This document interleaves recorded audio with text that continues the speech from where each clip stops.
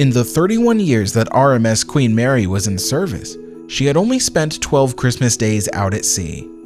This might be a little shocking to those who don't know much about ocean liners, but the simple fact is that ocean liners are not cruise ships. People didn't travel on them just to have a good time, although some liners certainly knew how to entertain their passengers. No, people traveled on liners because they had some place to be. And business generally slowed down the closer you got to Christmas, because people were settling down at their holiday location, as well as the fact that winter weather on the North Atlantic was anything except fun. The first 4 Christmas voyages happened during her troop-carrying days during World War II, from December 1941 through December 1944. After that, she continued her troop-carrying duty for 2 more years, but didn't sail during Christmas those 2 years. The most eventful of those holidays was Christmas of 1943, when the Queen Mary was battling a force 10 gale on the North Atlantic. She was carrying nearly 12,000 American GIs from New York to Scotland. The ship's master, Commodore Everette, wrote in his log that the vessel was laboring over mountainous seas. She was pitching heavily and rolling 30 degrees.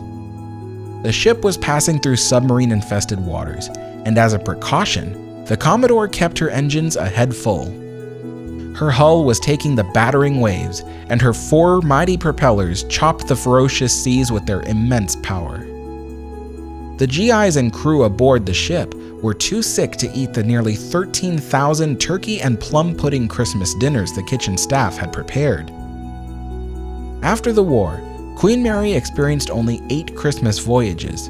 Perhaps they were a rarity, but that's what made them extra special. The ship's public spaces were decorated with trees, garland, ribbon, and plenty of tinsel. Children could send their letters to Father Christmas using the ship's various post boxes. Members of the purser's department would form a caroling group and go from cabin to cabin singing songs to the passengers. On Christmas Eve at midnight, passengers from each class were gathered into the main lounges of their respective class, and Father Christmas would then arrive and pass out greeting cards signed by the Commodore. Then on the morning of Christmas Day, all the children from all 3 classes were gathered in the first class main lounge on promenade deck, and Father Christmas would hand out toys to each of them. Then they would spend the rest of the morning playing games and enjoying ice cream. Unfortunately, Christmas on Queen Mary wasn't always a happy occasion for every passenger.